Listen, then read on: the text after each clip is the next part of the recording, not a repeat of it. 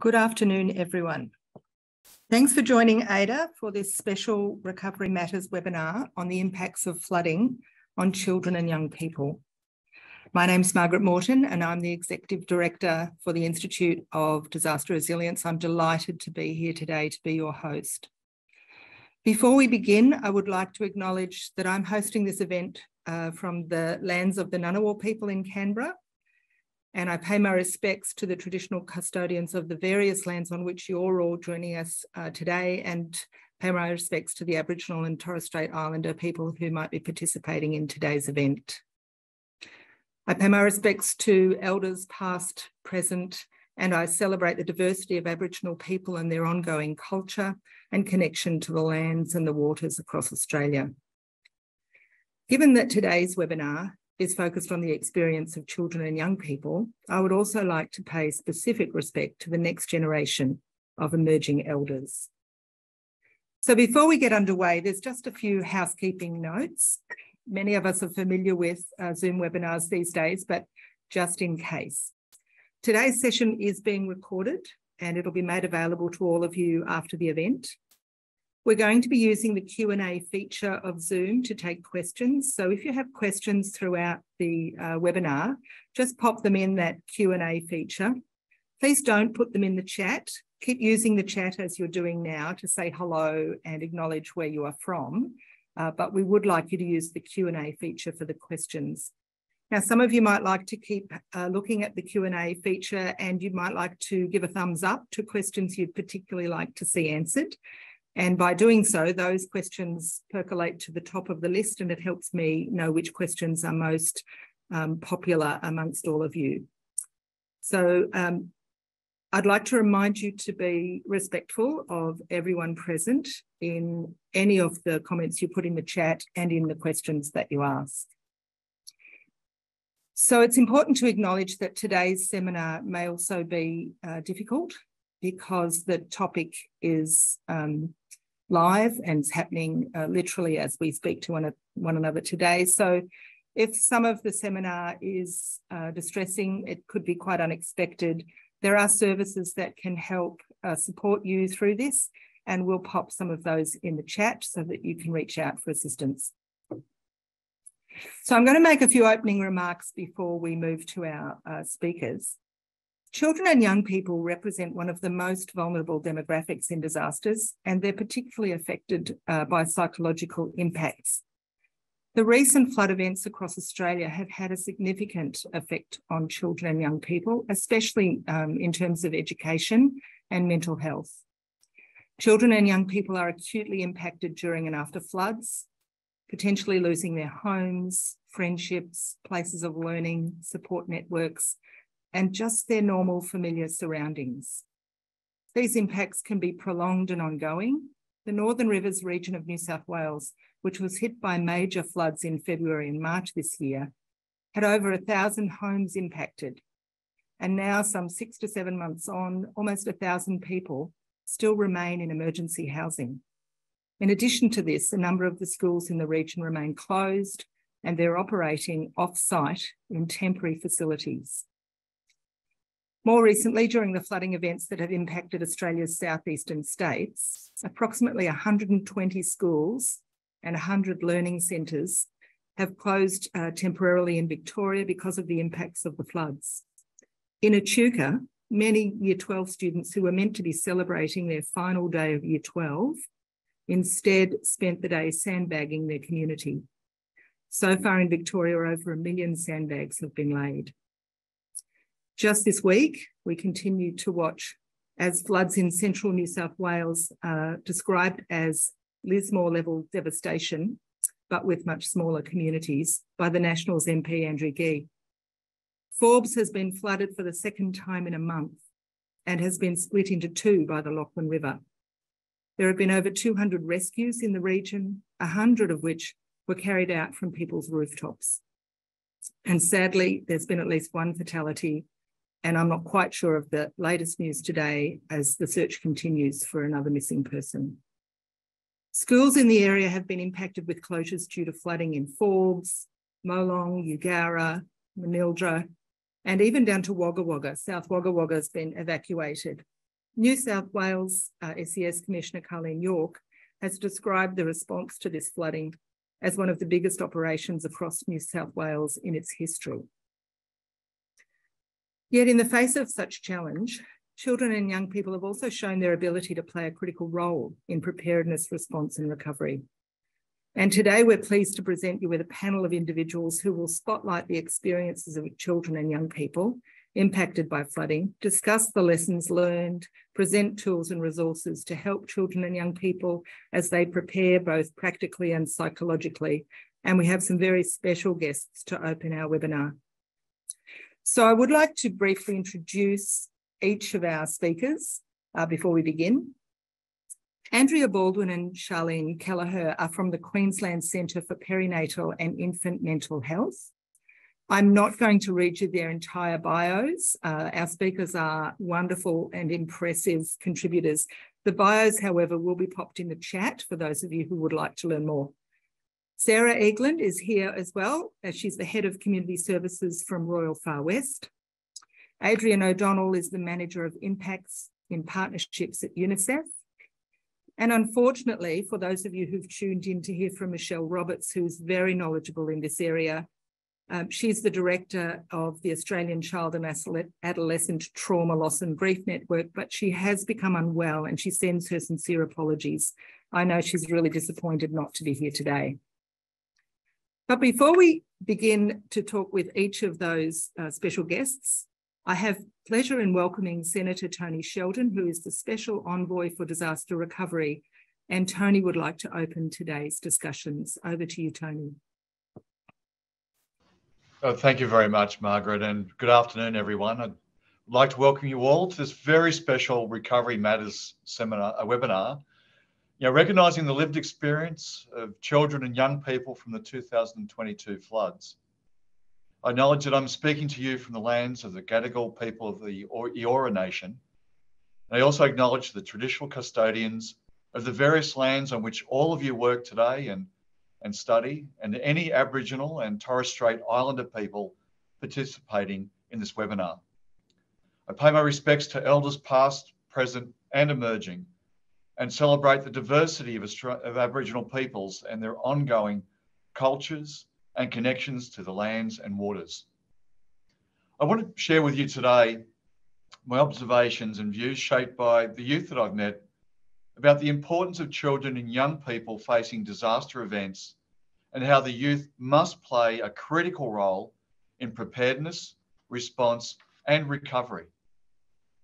Throughout my travels, I've heard from youth about their experiences and how they must have a seat at the table for community consultation and for their opinions and suggestions to be respected. Now, we all know that natural hazards such as floods, bushfires, and violent storms are increasing in frequency and severity, such as the current flooding, of course, in the central west of New South Wales. Now, all too often, the outcome of these natural hazards is a humanitarian disaster. There is much that we can do individually and collectively to prevent hazards turning into disasters. Disasters are by no means inevitable or natural.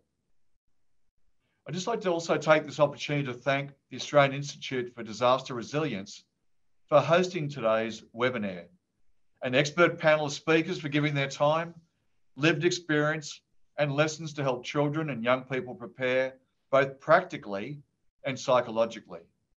And most importantly, I want to big thank you to all the young people who are joining us today and will be sharing their experiences and your questions and stories.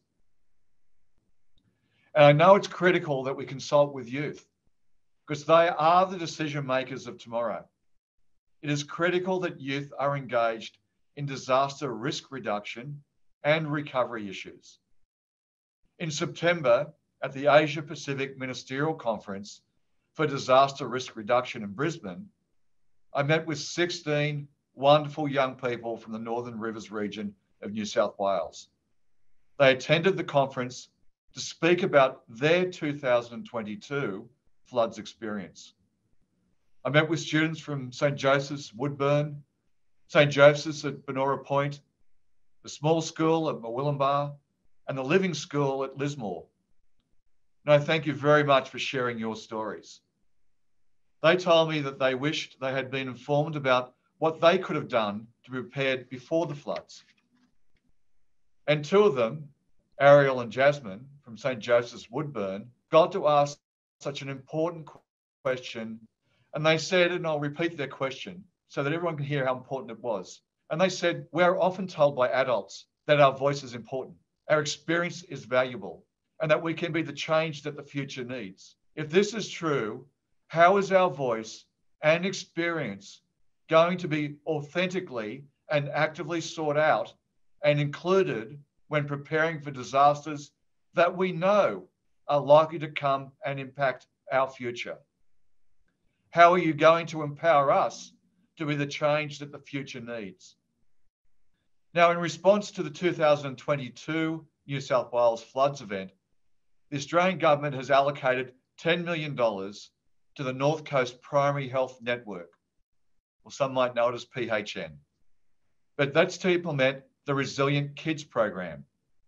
This program will support the mental health and well-being of school-aged children in the Northern Rivers region, including kids from priority groups such as First Nations children and those with disability.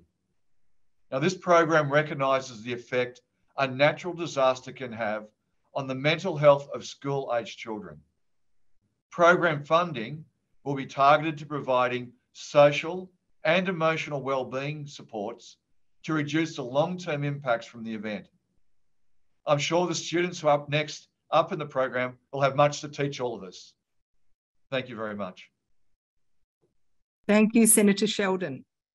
We did have a little bit of trouble with your audio, but we got most of your message clearly enough, I think.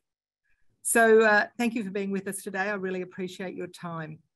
As Senator Sheldon mentioned, it is important to include children and young people and not just to talk about them. And so we are particularly delighted today to be joined by Bo, Tom and Josh, again, as the Senator said, from Benora Point.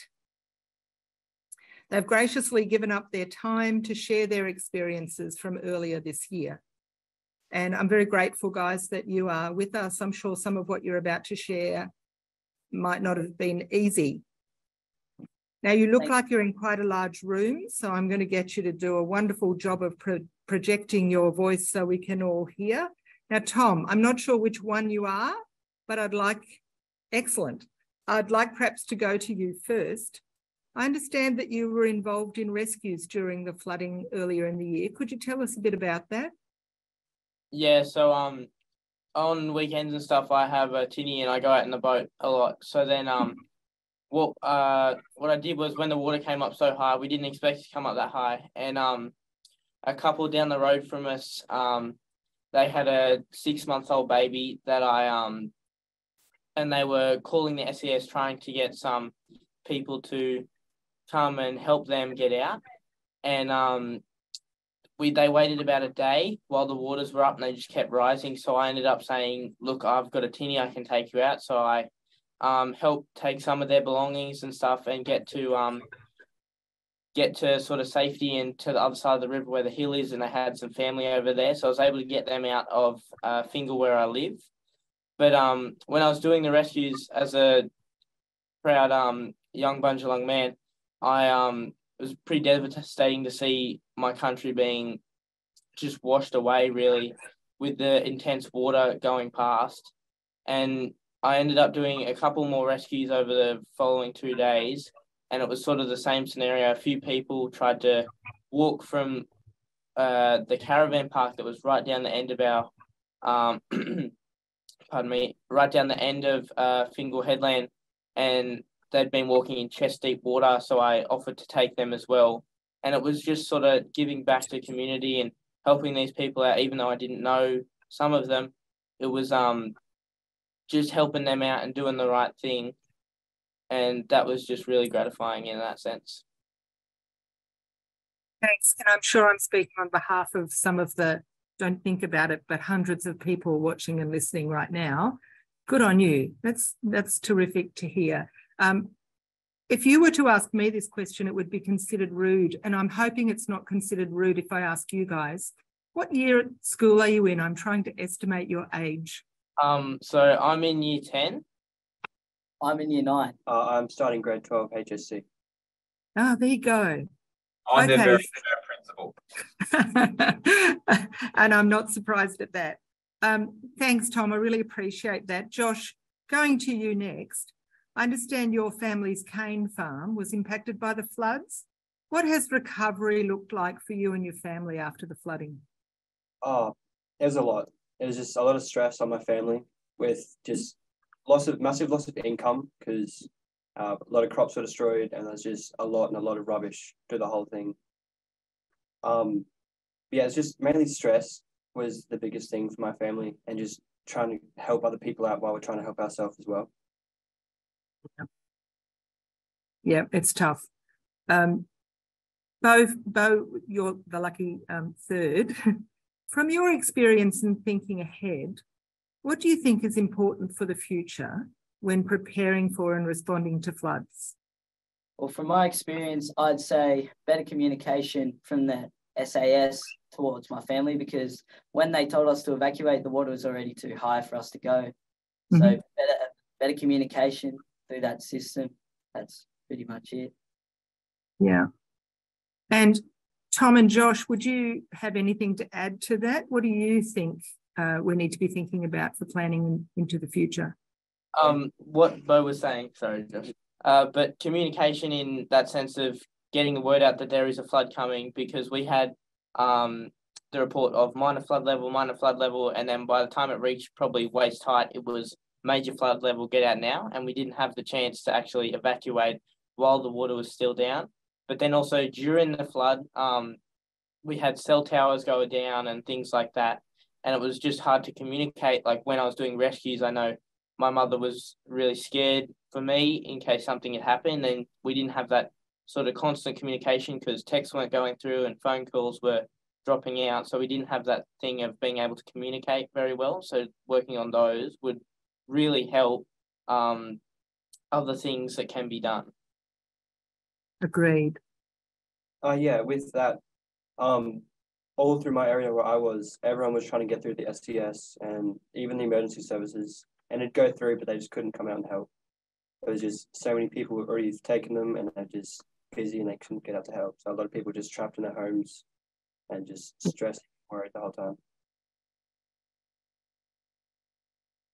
I can't thank you enough, the three of you, for being able to come and just participate and share a bit of your story. It's I can see some of the chat comments going off, inspirational to hear from you. And I would like to encourage everyone to think about how engaged children and young people can become in disaster risk reduction in Australia. And that's what we're going to be exploring now.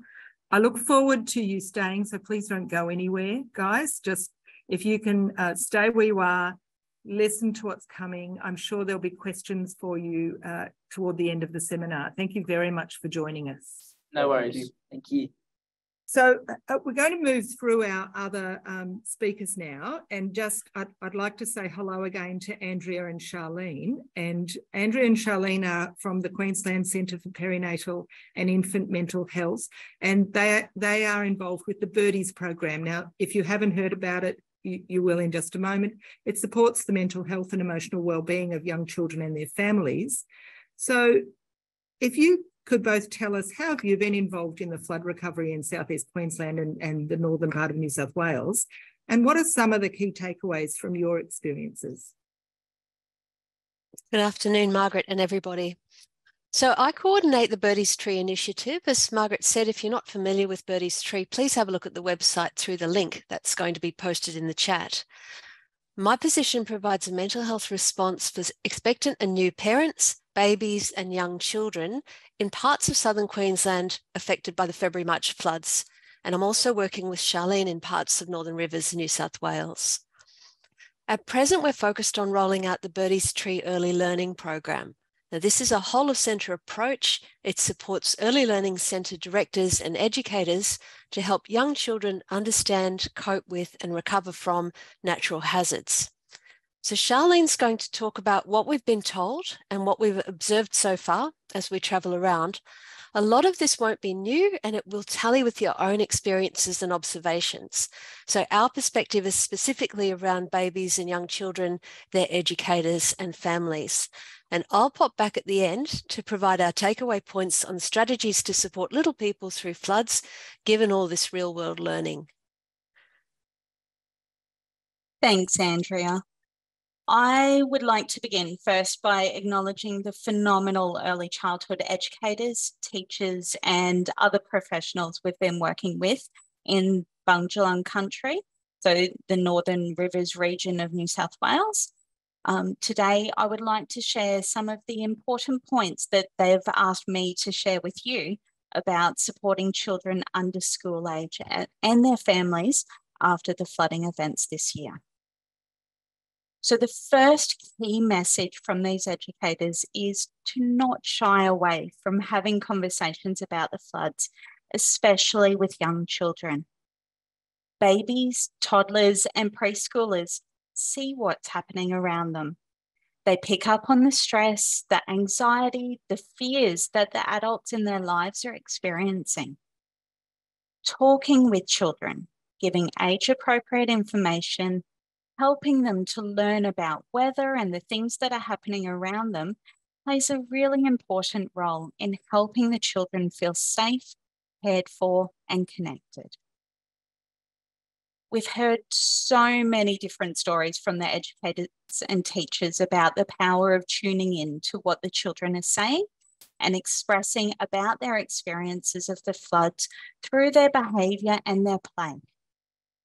Many children are expressing fears that it's going to flood again every time that they see clouds in the sky and they suspect it's going to rain.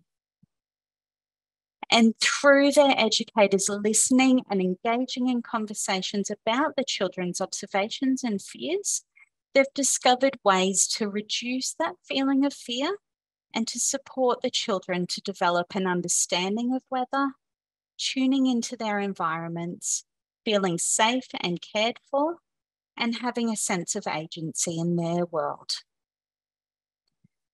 One of the stories that was shared with us was of a young boy who was really scared of hail. He and his educator were inside while it was hailing, and they were talking about how hail is ice that is made in the clouds. They talked about how scared he was of the loud noises that the hail makes when it lands on the roof. They watched as the hail bounced on the grass, and when it was safe, his educator went outside and picked up a piece of hail. She brought it inside and they looked at it. He and his baby sister touched the hail and felt how cold it was and how it was melting to become water again. His educator shared with me how this experience helped this child feel safe and a little less scared of the big noises that come along with hail. The second message that we heard consistently over the last few months is probably something many people here can relate to. Simply that everyone is tired. They're tired from the cumulative impact of multiple events: COVID, fires, floods, stresses around housing security, financial pressures. And in this region, we heard so many people sharing about the constant reminders of the floods, the ongoing flooding in other parts of Australia, the increasing fears around new COVID waves, and reminders in their physical environments, roads that are still severely damaged, buildings and belongings damaged by the floods, and more rain coming. This individual and collective sense of fatigue is really important to keep in mind for many reasons. This is just one example that was shared with me last week. So an educator was talking with a family about additional support that their child needed and the paperwork that needed to be done so they could get that ball rolling with that. Mum replied, "I just can't look at it. I've got so much going on, so much to deal with. I trust you. I'll just sign it. This is just one example of how the cumulative impacts of these events can be reducing people's capacity to seek out and engage with support. I remember thinking at the time how lucky this family is to have this educator supporting them, and the implications of what happens when that's not the case. The next message aligns with this topic of fatigue and cognitive overload.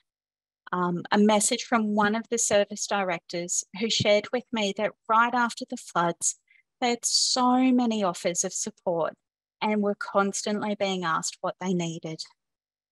While she valued these offers, at that time, she said, I don't know what I need, except that I need someone who can tell me what there is that can support what we need.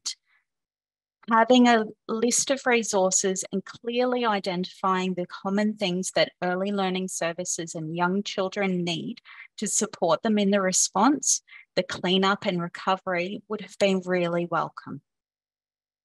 This would have reduced the load on her to identify those needs at that time in that conversation, and give her the space to allow to focus on being there for the children, the staff and families, and herself. The final point I wanted to share is an observation from our team. So we noticed that there was actually a lot of people who didn't identify themselves as being affected by the floods unless they were evacuated or their house was directly damaged by the floods.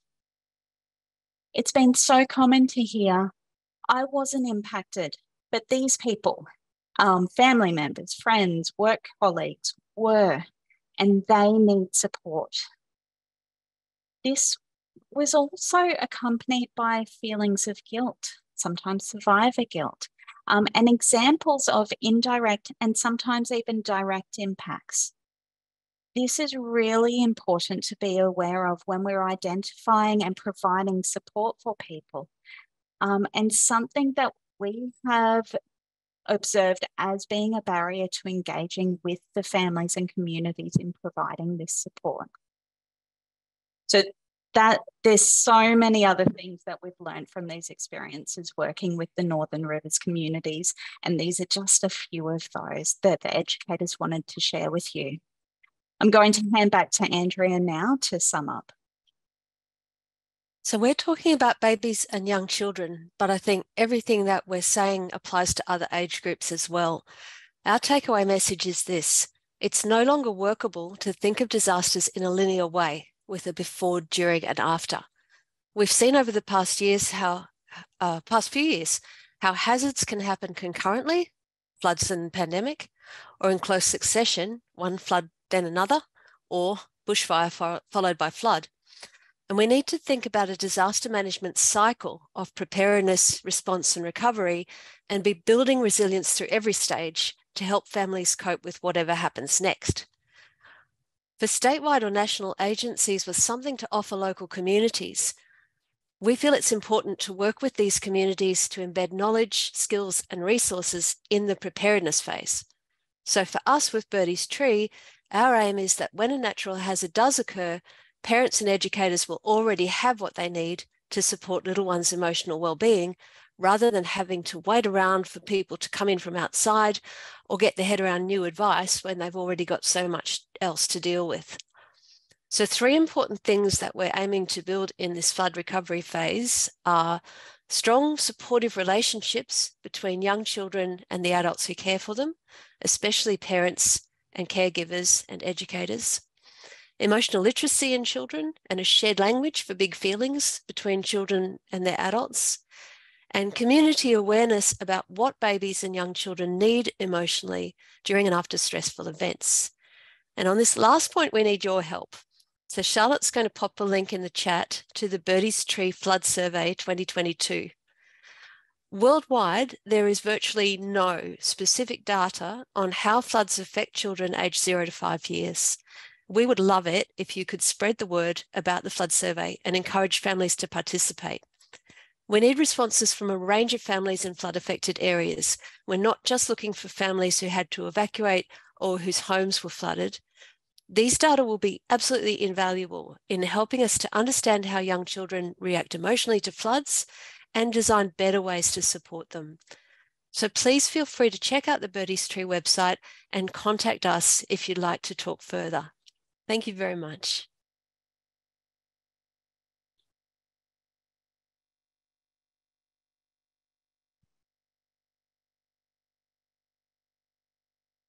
Thanks, Andrea and Charlene. I can see that the questions are starting to happen. I encourage people listening in, if you do have a question, go into the Q&A and add it or support another question already there. So much useful information on the links that have been put in the chat about the Birdies Tree project. So I'd like to move to the next two speakers. We'll come back to Andrea and Charlene in the Q&A. Just over a month ago was International Day for Disaster Risk Reduction, and a key message from that day this year is to ensure that we're leaving no one behind. So in moving to Sarah and Adrienne, I'd like to ask, how can we ensure that the needs and experiences of children are considered and prioritised in disaster response and recovery? And from your work as UNICEF and Royal Far West, how has your recent work been helping to achieve this with flood-affected children and young people? Thank you, Margaret, and thank you for this opportunity to share what we learned from our consultations with communities in Northern New South Wales and South East Queensland earlier this year.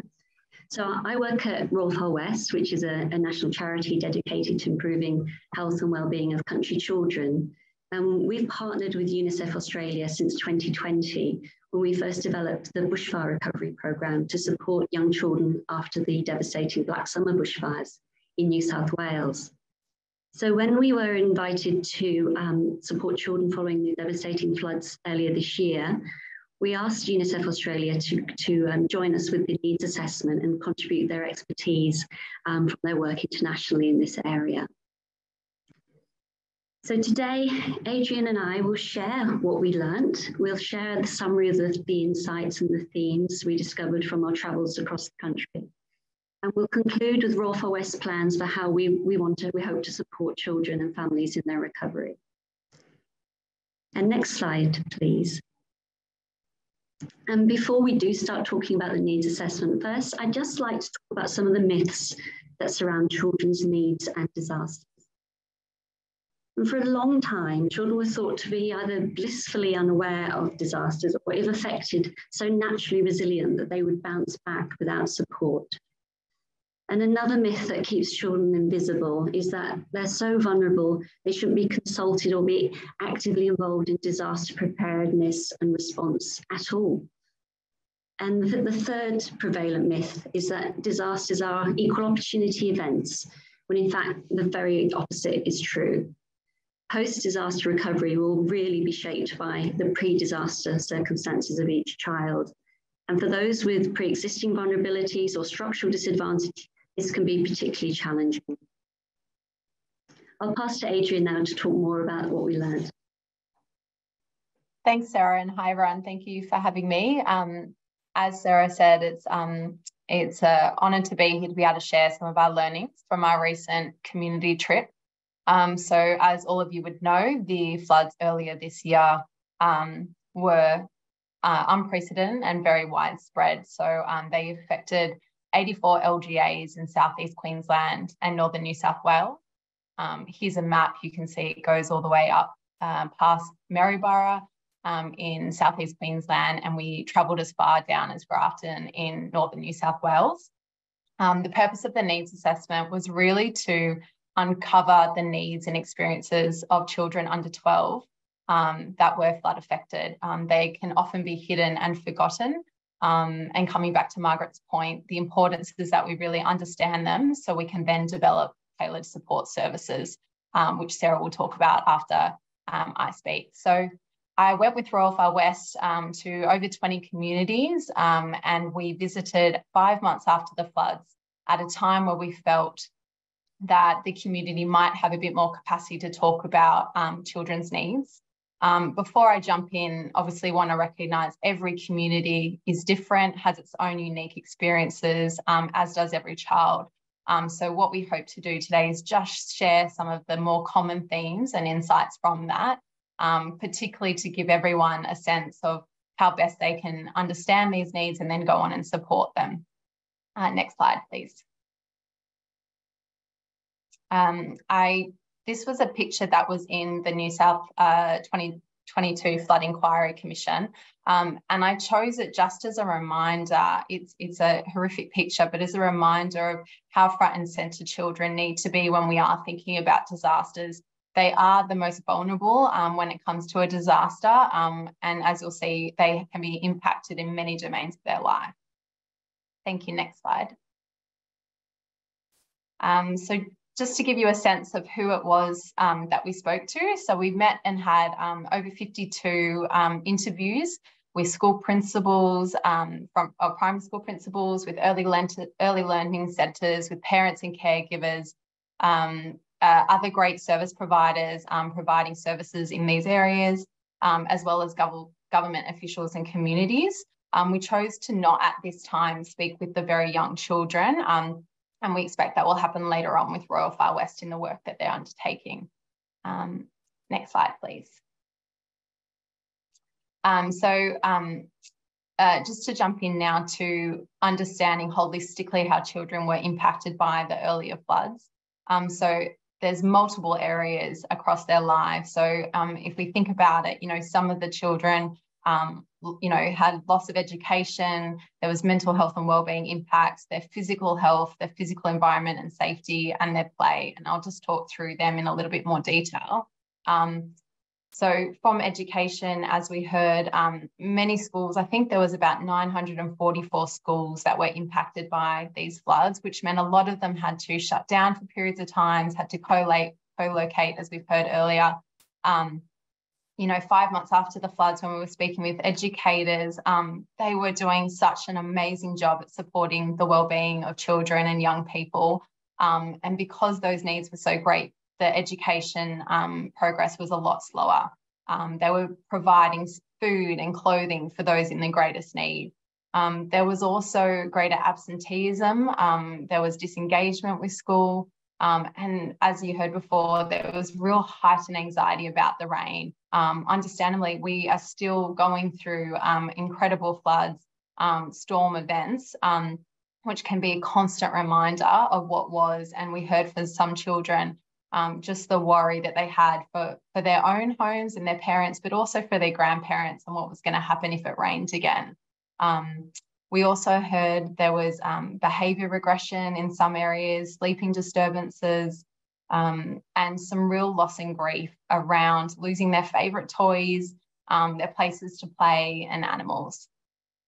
With physical health, there was, as you can imagine, exposure to mould, and the floods only exacerbated already what was an extreme housing crisis. And 5 months after the floods, we heard that there was children and families still living in tents and caravans. There was also an incredible response from communities and from their families and friends that had taken in families for long durations of time, which was just so inspiring and amazing to hear. In terms of safety, we did hear about increases in domestic violence and abuse, which was putting some children at more risk. And most of all, they lost their favourite places to play, and children really need places to socialise and play. And they lost, their playgrounds, their sporting fields, bowling alleys for long periods of times as the rebuilding was starting to happen. So as I talk about this, and as Andrea and Charlene both pointed out, one of the really big key findings was we can't consider these floods in isolation. They're situated within a global pandemic that's been going on for multi-years, which is no surprise to everyone, as well as the pre-existing previous disasters. So these communities experiencing multiple compounding disasters. And we saw there was something like the resilience in communities, the grassroots community action to come together and support was just unbelievable. And at the same time, you know, people are stretched and there needs to be more support. So it's incredible that you're also hearing about all the services that are also available today. Next slide, please. Thank you. These are just a couple of photos from the trip. Wardell Core was someone a grassroots community organisation that we spoke to. Among many, that was probably one of the other, you know, key strengths and themes from the needs assessment was just how communities had come together and supported one another in this time of need. Next slide, please. All right, thank you. I'll just probably finish there and say what our needs assessment really reinforces is that children are uniquely impacted and do have specific needs in disasters that we do need to better understand, get more data on so we can design, continue to design child-centred responses. I'll hand over to you now. Thanks, Sarah. Thanks, Adrienne. So a little bit about our program, and in designing our recovery program, we found these 5 essential elements an invaluable guide. And the story behind them is that in 2007, Stephen Hopwell, an American professor, was increasingly frustrated by the lack of knowledge about how do we help children best after disasters. So he actually brought together 25 experts from around the world to share their knowledge and experience. And this is what they came up with. And so for children, this means helping the child to feel safe and calm, to feel they have some control over what's going on around them, to help them feel connected to others and to feel hopeful when they look to the future. And the more that families, schools, communities can do to support children with this, the more likely they're going to recover and thrive. And next slide, please. So based on these elements, you know, how does this look in practice? So the program that Royal for West delivers, the bushfire recovery and flood recovery, is a community program supporting children under 12 and those key adults around the child, so including parents and carers, educators, local services. And we have a team of social workers, clinical psychologists, occupational therapists, speech pathologists. We deliver the program through visiting the community, primary schools and preschools, and then ongoing support and therapy provided by technology. And the way we found it works is that a range of services can be offered. So the community can then choose exactly what meets their needs. So it looks very different depending on where in every school and preschool that we work. And the options include group work, individual therapy for children, sessions with educators, either in person or by Zoom, and also a lot of individual and group work with parents, exploring how they can support their children. And we were really grateful for funding from the Australian Commonwealth through the Department of Health and Aged Care to enable us to extend the programme to 30 preschools and schools in northern New South Wales and southeast Queensland. So next slide, please. So finally, we know, you know, our programme can't help everybody, and we're working collaboratively with other services and agencies to make sure that we can have the maximum impact with what we're doing. But we do know that the overwhelming evidence suggests that climate change will lead to more frequent and severe weather-related disasters in the future. And this is a significant threat to children's rights. The Royal Commission International Natural Disaster Arrangements in 2020 warned that Australia must prepare for an alarming future of simultaneous and worsening natural disasters. And we hope, you know, by sharing what we learned, that we can take steps together to support children's needs, but also advocate for urgent action to address the climate crisis. And this slide shows a few of our advocacy and research publications, which we'd be very happy to share. Thank you so much for this opportunity.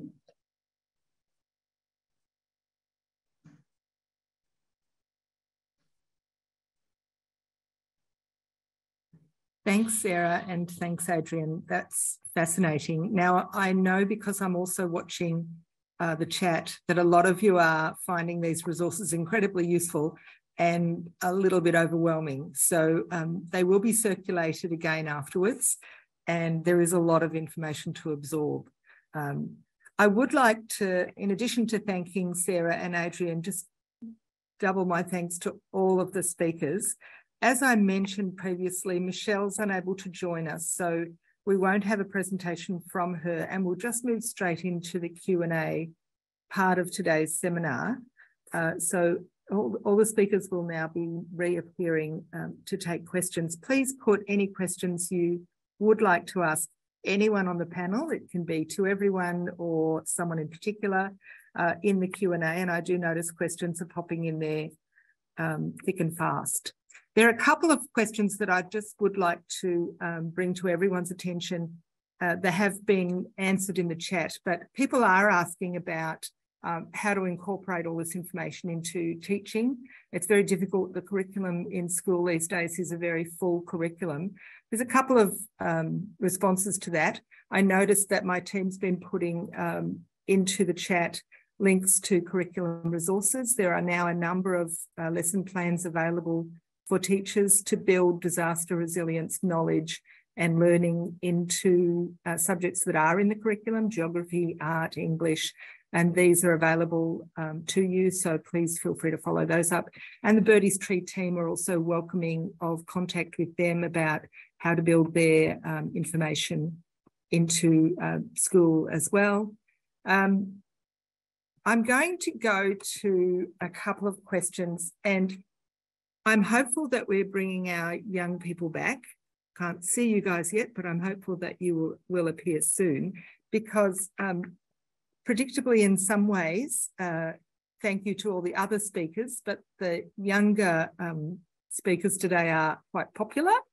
And so guys, you'll have to think fast. Some of these questions are for you. I might start with something for the three of you. There's a couple of questions that are very similar, and I would like to read them exactly as written. So one of our listeners says, I'd love to know if those brave young men can think of anything that would have helped them feel more prepared and aware of what to expect prior to the flood event. So I wonder if any or all of the three of you can think of things that would have helped. Probably, I didn't know before, but the highest flood level we could probably get, living where I do live in a flood prone area, I didn't have a sense of what's the highest flood level we could get. So when it did start to flood, I can sort of remember the floods from a few years ago, 2017, but sort of having a sense, and that wasn't very high. Like, it was high, but it wasn't as high as this one. This one was nearly 2 times higher than that.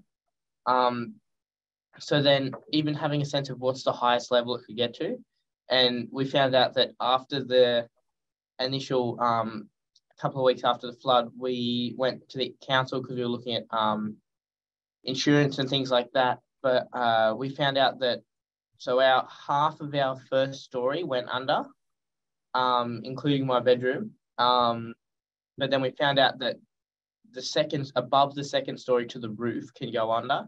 So that probably would have helped us prepare a bit more, I guess, for me, and maybe having a bag ready and things like that, because we do have a few teenies and stuff. So being able to know when to get out and how high it would get for us.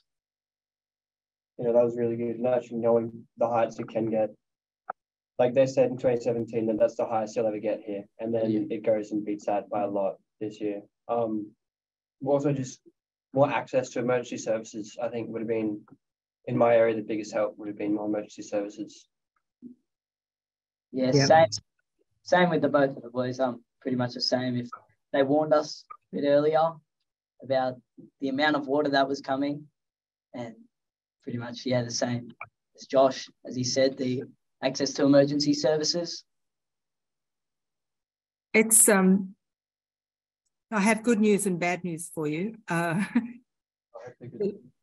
levels that these floods are going up to are higher than they've ever done before. And so I think to some degree it's caught everyone somewhat unawares. However, I agree with you. A lot of the suggestions you're making are very good ones. Another listener has asked, how would you like to be included in pre-event planning? And you've already mentioned a couple of ideas about having things ready, what you'd like to take with you if you have to leave, and needing to know more about how to connect with your local SES. So are there any other thoughts you have about how you would like young people like yourselves to be included in pre-event planning? Well, maybe from my experience, I've always sort of been involved in decisions, maybe because we were thinking about leaving on the Tuesday in March, and we were thinking about leaving, and Mum and Dad would let me know what was going on and stuff like that. So even parents just letting their kids know what's going on and things like that in these sort of situations would probably help a lot more. Mm. You know, I would agree with Tom. Having more communication and through parents would be really helpful as well. It's really interesting. Oh, sorry. After you. I was just going to say I pretty much agree with the boys. They covered it. Yeah, it's interesting. As parents, we sometimes think we're doing the right things by our children, not sharing anything that might be scary. But I think a number of the other presenters are also agreeing with you in their presentations that age-appropriate information to help explain to kids what's happening and what might happen next is a really, really good idea. Yeah. I'm going to go to another question, and this is for anybody who's online. If you'd like to just unmute your microphone, I'll know you'd like to answer the question. 9 people have upticked this question. It's great to hear from the young people in this webinar. I think you win the popularity stakes, guys. Although this person says plus the other presenters. Are there examples that you're aware of young people being included in the policy or program development or the planning pre-event? Is anyone aware of examples where young people have been included? I know sorry to the other presenters, anyone that might have been talking, but I know that a few of the kids from my school in my grade actually, one of them is very sort of likes doing volunteer work and stuff like that, and he's actually a volunteer for the SES. So I know that he is really sort of looking into that and knows a lot about what's going on and things like that. But he's probably one of the only ones that I know of in that sense. Like, there's not a wide variety of people that will sort of know about this sort of stuff. It's interesting. I'm going to throw a question to my team managing the behind the scenes. I wonder if there's a way of unmuting Susan Davey as well, because I know Susan has a background in this and she'd like to share an example. But while that's being dealt with, I know that there are a number of schools that are doing really interesting work now with their year 8, 9 or 10 students. And there's even some primary schools doing this. They've had an experience of fire in the past in particular, and now they're running programs engaging with their local SES or their local fire service and teaching the kids how to be more involved in understanding the environment they live in and the behaviour of fire. So in a fire sense, I'm aware of a number of schools. And I think the more that happens, the better. Now, I don't know if there's been a way to unmute Susan. Apologies, Susan, if there isn't. Margaret, I'm unmuted. I think you can hear me. Yep, excellent. Terrific. You have the floor. Thank you for letting me speak. It's lovely. And thank you to all of the speakers today. So for those of you who don't know me, my name is Susan Davey. I am the Community Connections Manager at Victoria SES. I'm also a PhD candidate at Monash University, where my project specifically focuses on planning for the needs of children in emergencies.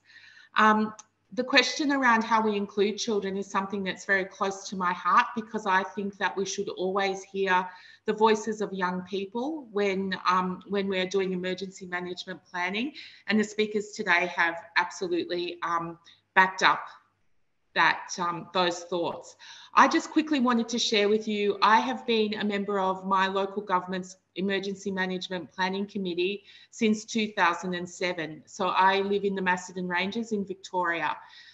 In the past, we have had young people as members of our Emergency Management Planning Committee, and they have actively contributed to emergency management planning in our shire. And going back a ways, and I can't remember what year it was, but 2 of those young people actually wrote an article for the Australian Journal of Emergency Management. So I need to look it up, which is terrible that I don't have it ready for you, but one of the authors was Angus Hocking. So I think if anybody wanted to look at that, they would be able to search AGEM website. But it is definitely possible for young people to contribute and do that in a way that's meaningful and for them and for their local communities. And just a shout out to the 3 boys from St. Joseph's College. It's fantastic to hear about your experiences. Thanks, Margaret. My pleasure. I knew Susan has a background in this, which is why I decided to just give her the floor. Look, another participant has said at Get Ready Queensland, we have 3 steps to get ready. 1, understand your risk. 2, have a plan. And 3, pack a kit. Anyone, including the young guys at St. Joseph's, anyone have a view of whether those 3 steps, understand your risk, have a plan and pack a kit, are useful to young people, or if there's something missing that you'd like to add?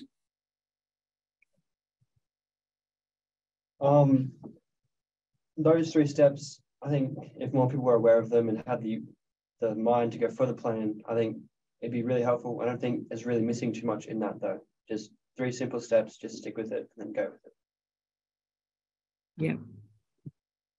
If I can, I'd like to add, I think those are very relevant for the very young children as well. And we've seen heaps of examples of how to do this in different age groups. I know in the chat, a lot of people have been mentioning the Red Cross pillowcase project, which is an amazing way to for children to be engaged in preparing and thinking about what they need if they needed to evacuate from their home.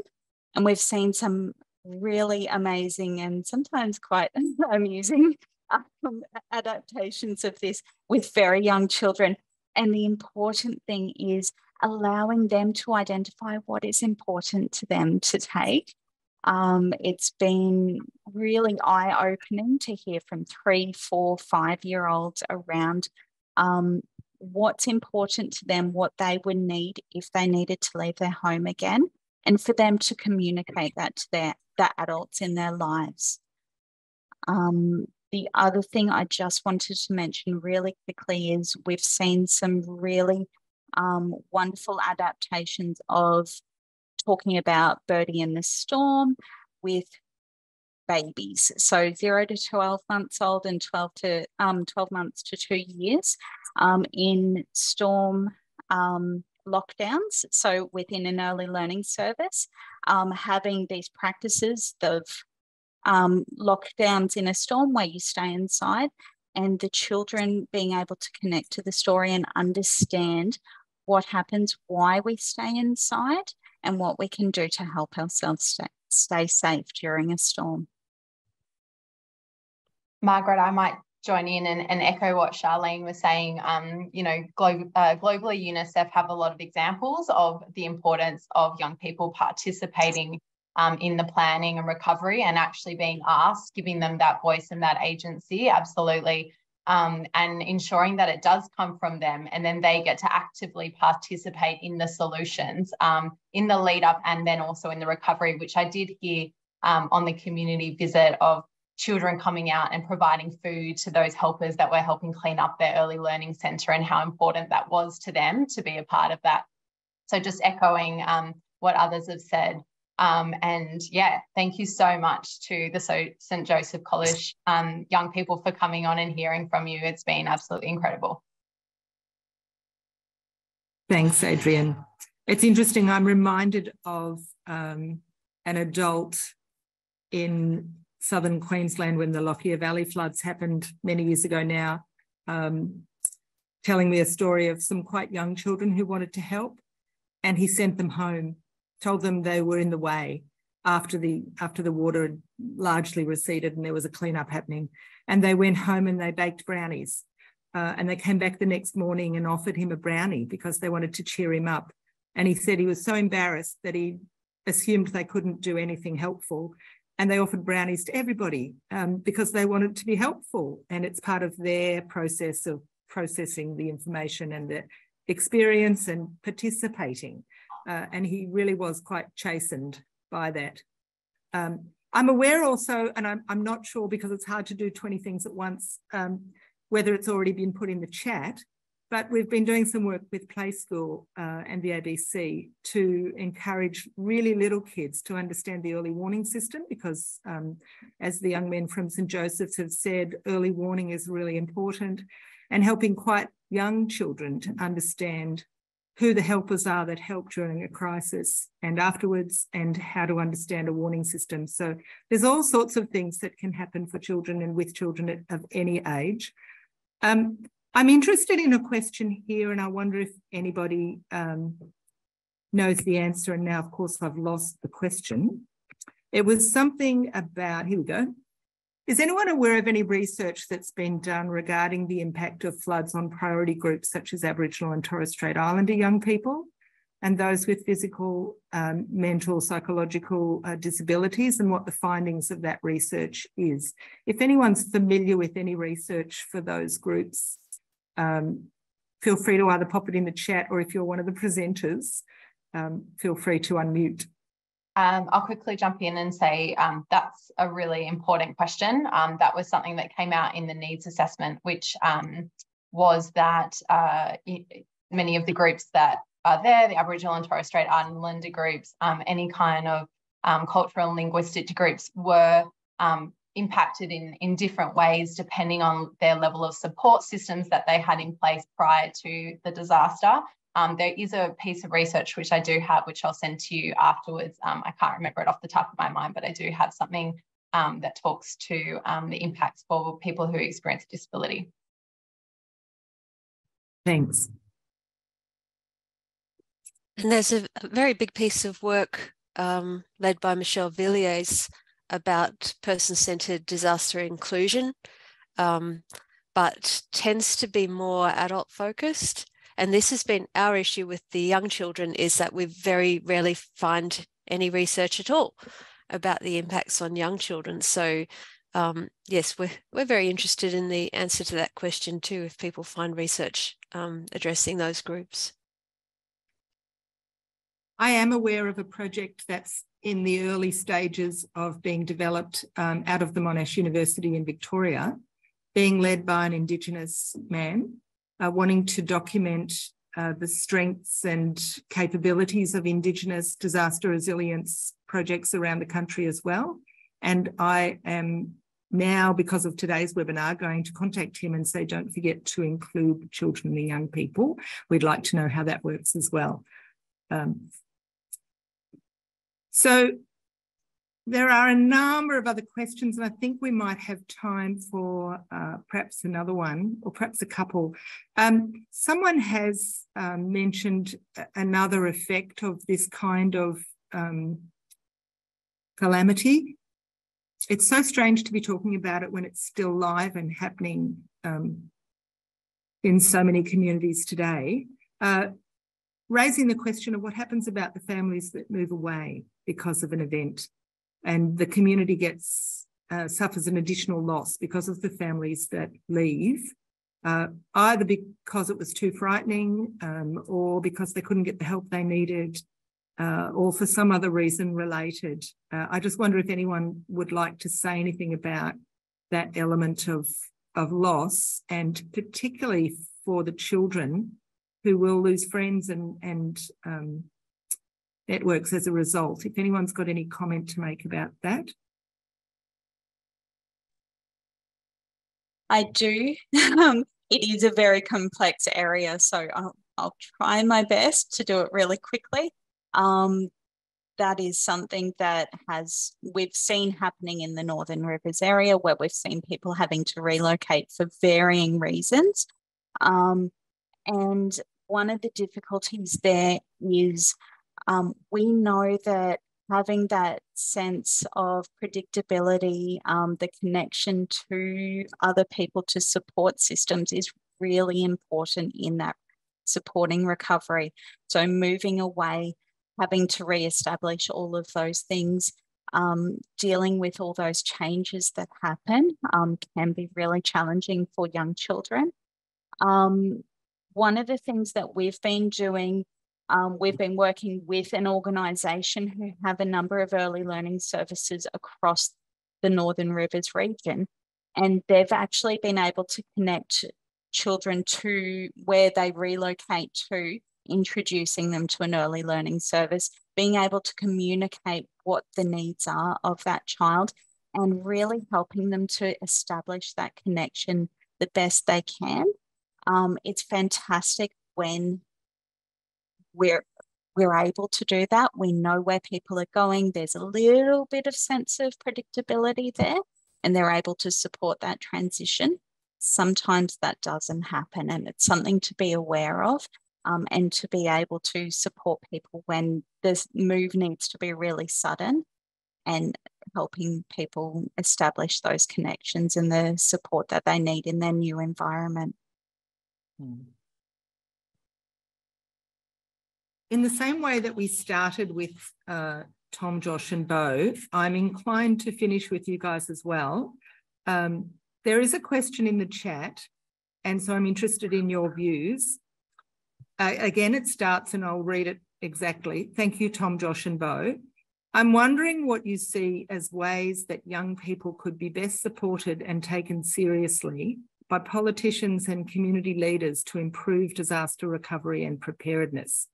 Do you have any thoughts about how that can come about? I think more things like this, like getting more kids involved in these webinars, and like the UN meeting that I went to a couple of weeks back up in Brisbane. I think more of them would get some more younger people involved in these things and learn more about it. Yeah, sort of what Josh said, like getting just children more involved in webinars like these, and then opportunities as well, like maybe meetings in community to discuss disasters and stuff like that, and how we can have an action plan and stuff like that, and just getting kids to come along, like if parents may be going, just get them to come along, and then they'll be able to learn a bit more about how to create change as well, and having that younger voice there will also possibly help the older people there have that child view. When I went up to the UN meeting, it was such a cool experience, and I think if we get more young people to do it, then it'll change their views and make more want to come in. I'm very aware that the three of you, given the time of day, probably have the need to get home. So please don't feel rude if you need to go before I finish. I would like to thank you very, very much for coming along. Everyone's found it incredibly useful. I'll make a pitch. There's an annual conference that happens every year about disaster resilience, and it's coordinated by my team. And next year, we'd like to have voices, and we explicitly go out and say this, we'd like to have the voices of people who often don't present at the conference. Just a little thought for you to think about. We'll be calling for expressions of interest and abstracts for people who would like to come to the conference and present. I have a feeling my events person may well have a few words with me later, but I'm letting you know in case you're interested. So thank you for coming. We really, really appreciate it. I would like to thank all of the presenters now, the three young guys, Bo, Josh and Tom, Senator Tony Sheldon for opening remarks today, and for each of the other speakers as well. It's been really excellent. We're proud to be hosting the 2022 Resilient Australia National Awards ceremony in Hobart on Tuesday, the 6th of December. You can see information about that now. We'll be live streaming that event via Zoom if anybody would like to watch it. The event always includes really excellent examples of projects on the ground building resilience across this country. On behalf of ADA, I would like to thank you all for joining us. We will send you an email with a link once the recording is available of today's seminar, and you can watch it again if you so wish, or share it with friends. When you exit today's Zoom, there is a questionnaire. We would encourage you to fill out the questionnaire. It helps us shape future events, and we take on board your feedback. We take it very seriously. We'll continue to use that kind of information to shape what we do. It has been a pleasure to host today's presentation. I hope you've found it useful, and until we see you again, thank you, stay safe, and farewell.